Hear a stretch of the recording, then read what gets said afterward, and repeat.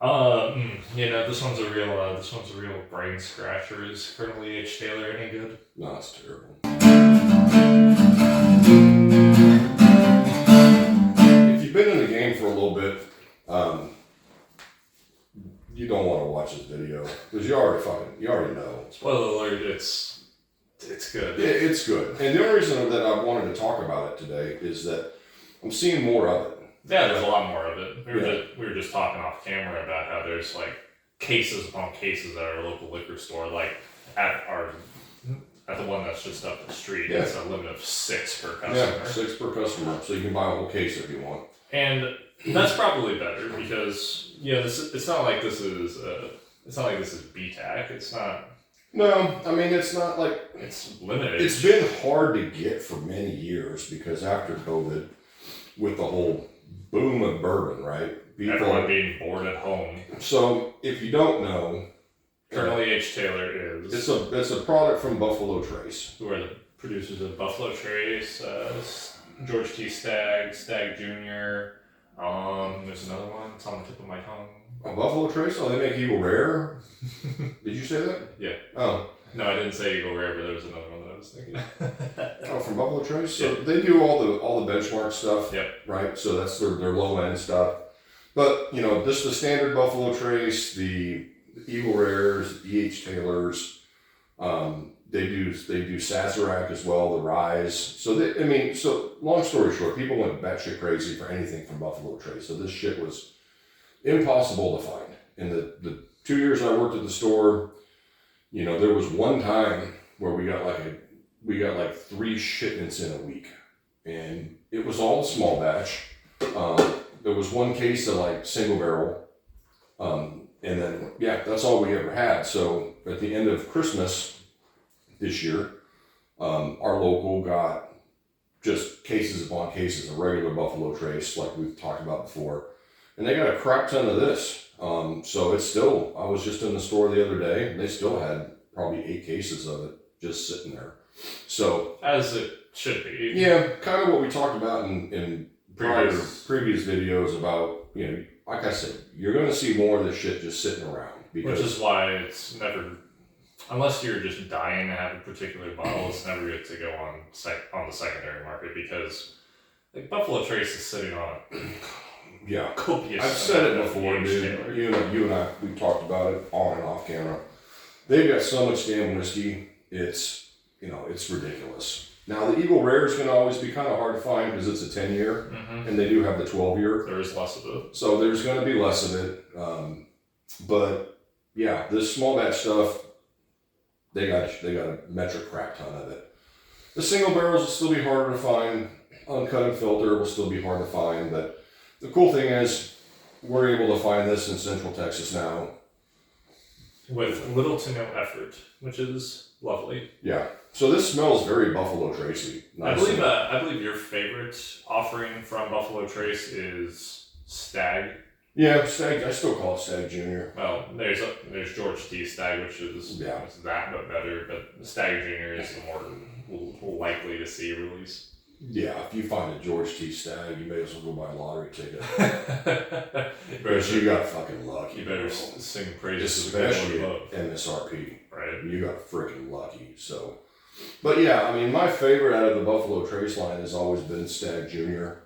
But Eagle Rare is really good. I mean, all that's all good. It's that's Buffalo the Trace. problem, right? All Buffalo Trace shit's good. That's all of it. Like they don't make anything bad, right? It's not like certain distilleries where you're like, oh, I don't like that particular. I don't like that offering, but it's like literally anything from Buffalo Trace, with the exception of the like the shittiest benchmark you can buy, which is it's like top. It's like number 8. No, it's like number 8.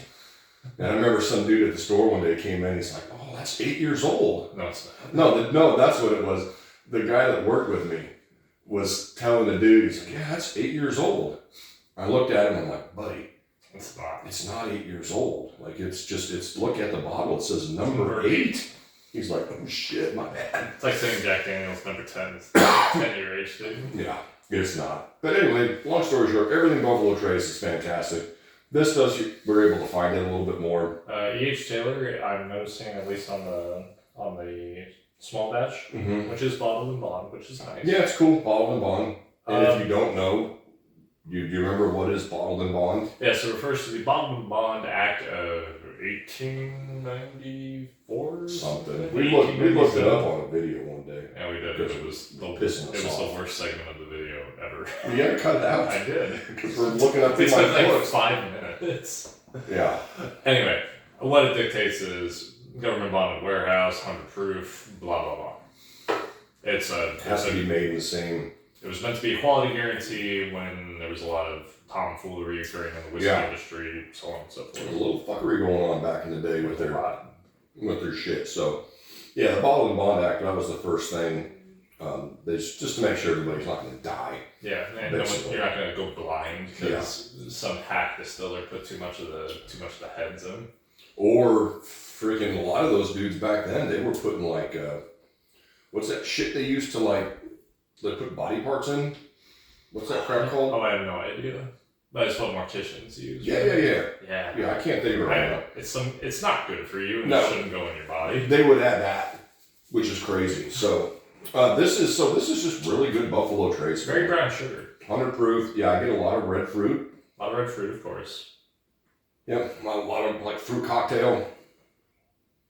I just drank it. I wasn't paying attention. But very, very, very, still very sweet. Very sweet. Very, very sweet. Sweeter than the Stag Junior. Oh, very much.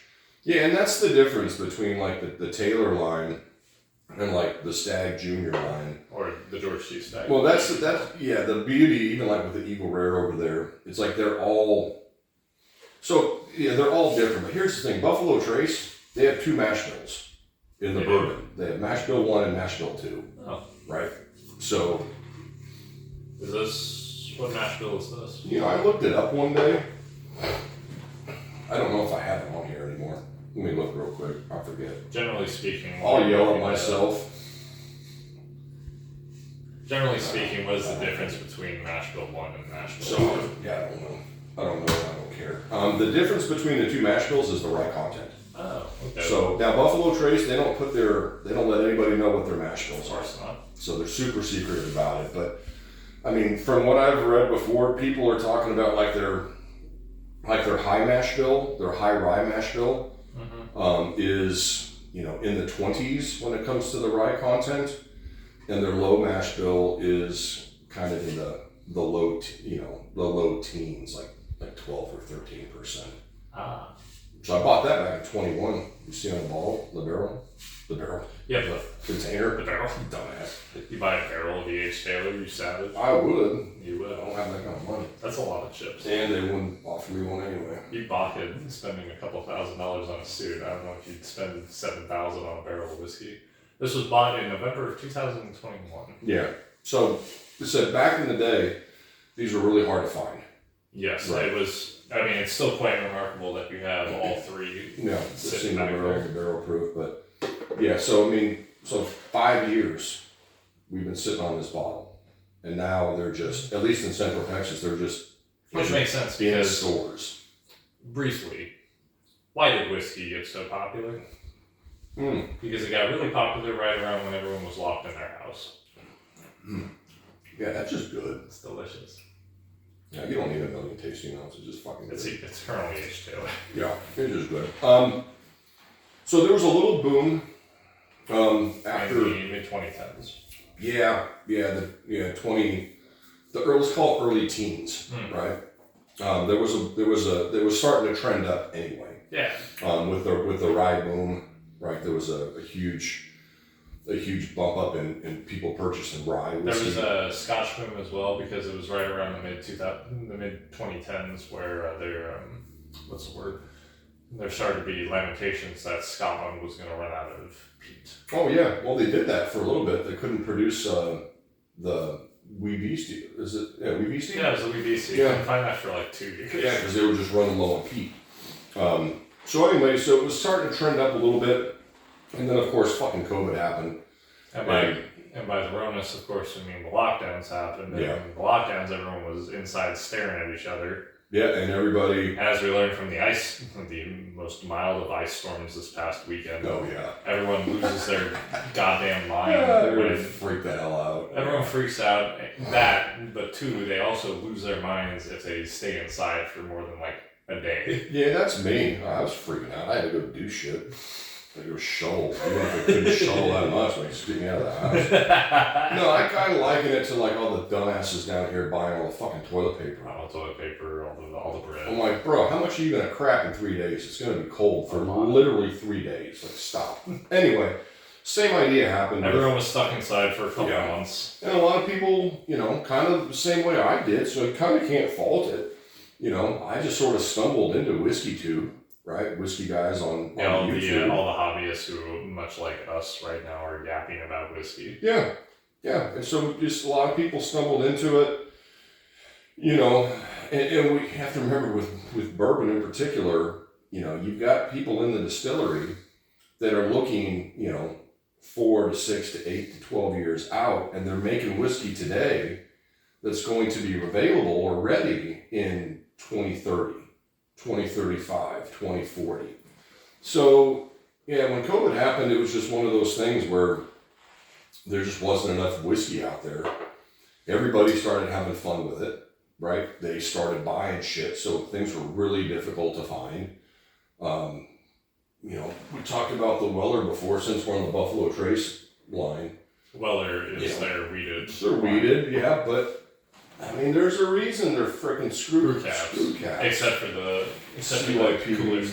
cooler stuff. But even the 12-year age statements. It's got a screw cap. I mean, it's meant to be like a $50 bottle of whiskey. Erstwhile was on the secondary market going for quite a bit more money. Yeah, I saw that shit going for just insane. Like, I saw the fucking green label going for like $200. $200? Mm-hmm. It's crazy. For a bottle. But people see it, they see it online, they see it in the whiskey channels, like, oh, I gotta have it, it's the best thing ever. It's like, much like you with the new loop. Yeah, same thing. When I never had it. Or the Blue Run, for that matter. Yeah, Blue Run too. And the stuff's not bad, it's just for the price, right? Mm-hmm. It's just not worth it for much me. like E.H. Taylor. This is a very good bottle. However, it is good to sit at like $50. Yeah. For $250, I don't know about that one. Yeah. No, we talked about it before. We always stress, like, just unless it's your unicorn bottle and you have a ridiculous amount of money, please don't pay for secondary prices, because all that's doing is propping shit up. Mm-hmm. And eventually, if people quit buying stuff on secondary, then the secondary market starts to tumble down too, because now people are sitting on bottles. They're like, they're not going to drink. Right. I want to get rid of this shit. So maybe they charge $20 over retail. So maybe if you see something out, in a few years, you're like, shit, I'll pay $20 extra for the finder's fee. Yeah, for an E.H. Taylor single barrel or E.H. Taylor uncut and filtered or whatever, But like substantially more than retail, it's just unnecessary. Yeah, and this stuff is really good. It's quite good. I'm not gonna. You can't really talk shit on Buffalo Trace. Obviously not. Oh, we didn't mention they make Blantons and shit too. That's what I was referring to earlier. Yeah, it's behind me, so I don't even. And I never drink it because I can never find it. Didn't we have that on a? Yeah, we did. We were talking. It was our first ever shop or something. It was our first ever whiskey industry video. Mm. We joked about reviewing Blantons, and then we didn't. Yeah, this shit's really good. Spicy. Yeah, I'm glad that it is. It's got a nice rye bite to it. Yes, it does. Even at 100 proof, because the rye content, like we talked about, they've got a higher rye mash bill and a lower rye mash bill. Would you wager this is the higher? Yeah, for sure. Yeah. Whereas the Stag is the lower? No, I don't know. I looked it up, but since they changed the settings on my phone, I can't go back and figure it out. No matter. Yeah, it is what it is. But anyway, just know there's two. If you want to look it up, you can look it up. And there's I found a really cool chart online that tells you which is mash bill 1 and which is mash bill 2. But really? it doesn't. unless you're really into the weeds. It's not necessary. I just threw it out there just more so people know. Yeah. Right. Anything from Buffalo Trace, and this isn't, they're not paying us. No, I wish they would. I mean, they could send us some shit. That'd be dope. But we just like them because there's they're just good. There's just nothing. Like I said, with unless you're drinking the benchmark number 8, which is just dog piss. But I mean, everything from the bottom of their stuff, like the whole benchmark line, all the way up to the very tippy top. You know, the BTAC stuff.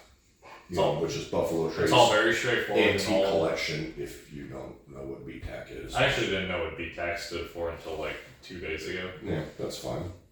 Yeah, Buffalo Trace Antique Collection. Otherwise known as never gonna find. Otherwise known as never gonna get my hands on any of that shit at retail. However, they did just add. I think I told you earlier they added a new BTAC E.H. Taylor. They did. Yep. So it's I don't know I haven't looked it up. But it's an E.H. Taylor that's in that. I don't know what makes it special. Like I said, that's sort of thing. So I'm like the worst whiskey guy in the world because I'm like, I know about shit, but I don't know why. And I don't know why because I'm like, I'm never going to get it anyway, so who cares? Right? I think that's a good way to approach it because unless you're going to be like, what's his name, Bruzel, and go on an epic quest for whiskey across the country. TJ? Yeah. Well, that's cool. I mean, good for him, man. I mean, I think Forbes just wrote about him. Really? Yeah, I saw something today. I'm like, good for him. You know, I think he started out like kind of how Matt Porter from ADHD Whiskey. Yeah. He started out was called ADHD Fishing. Really? Yeah. Oh. Yeah, because he lived up like in Michigan or something. He wanted to start a fishing channel. Problem is he couldn't catch any fish. So it's called fishing. Not catching. So eventually he realized he's like, well, fuck, I gotta be able to catch fish or else nobody's gonna watch this shit. And he couldn't catch fish very well up there. So he just went into whiskey and changed the name to ADHD Whiskey. But TJ did the same thing. I think with Bruzel, he started off like talking about beer and stuff. That makes sense given the name. Yeah, and then he got into whiskey and he has his own company where he can basically work from anywhere on his laptop. And so as he grew, he just started going on adventures. Yeah, and he was kind of one of the first ones to really go out and hit different states. And that's where we've gotten bottles of Blanton's. It's been like random liquor stores off of an interstate highway. Yeah, all my shit I got in Vegas. I think one was that bottle of what was it? That bottle of Blanton's we drank at that graduation party way back when. Oh, California. Yeah, that came from a gas station. You don't know where it came from. Your aunt bought it. It was a gift. And she did the typical, God bless her, she didn't know any better. And she walked in and she's like, do you have anything special? And the guy's like, well, we got a bottle of this Blanton's. And she's like, okay, we'll buy that. I mean, she didn't know. God bless her. And the kid was like, he was cool. So, but yeah. I don't know why we got on the Blanton's either way subject, but it's because we were talking about BTAC. Oh, yeah. I mean, I hate to shit on. I mean, I'd love to shit on Blanton's, but that's freaking good. It's really good. It's a problem. It's like everything from that. I've said it before. Everything from Buffalo Trace is just freaking good. You almost want to trash them because they're gigantic. It's like they can't lose, right? They Everything they make is great. Even in the heat of battle, they don't. And then, I mean, we're not talking about it today, but even their Sazerac line. You know, they had the regular Sazerac forever, the rye, and then all of a sudden they come out with 100 proof. And then like a month later, they come out with a full proof, 125 proof. I'm like, they can't miss, you know? Let's wrap this up. Yeah, this is good shit. I mean, and like I said, now, at least down here we can find it. At least for now. Never pay secondary?